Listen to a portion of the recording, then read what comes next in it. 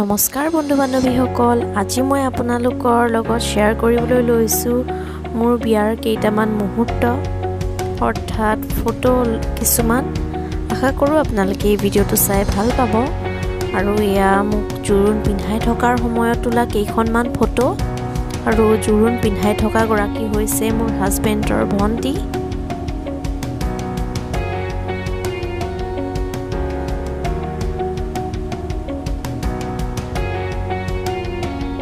আৰু এয়া অলপমান পজিটিভ ফটো মাৰিলোঁ আৰু এতিয়া মোক মেকআপ কৰি আছে অলপ।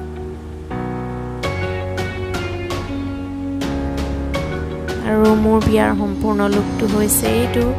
কেনেকুৱা লাগিছে আপোনালোকে প্লিজ জনাবচোন। আৰু এয়া হৈছে মোৰ মা, পাপা আৰু ভণ্টি। আৰু এয়া হৈছে মোৰ ফ্ৰেণ্ডসকল।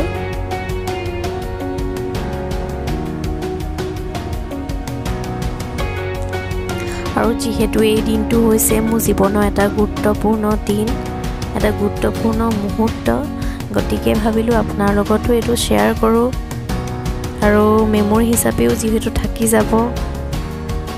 গতিকে আপোনালোকে চাই কেনেকুৱা পালে প্লিজ কমেণ্ট কৰি জনাবচোন। আৰু এয়া হৈছে মোৰ বান্ধৱীসকল।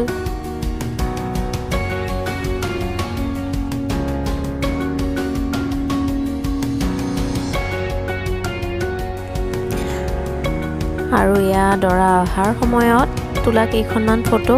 আৰু এয়া ভণ্টিয়ে ধুৱাই আছিলে ভৰি। এয়া দৰা আদৰাৰ সময়ত দৰাক যিহেতু ভিতৰলৈ এনেদৰে দাঙি অনা হৈছিল আৰু এতিয়া মোক নোৱাবলৈ লৈ যোৱা হৈছিল।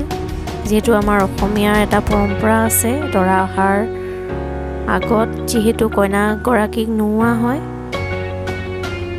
এয়া মায়ে নোৱাই আছিলে মোক। আৰু গা ধোৱাৰ পিছত এতিয়া ভালদৰে সজাই পৰাই দৰা ওচৰলৈ নিয়া হয়। আৰু ইয়াত কিছুমান পৰম্পৰাগত নীতি নিয়ম কৰা হয় যিহেতু তেওঁলোক আহোম।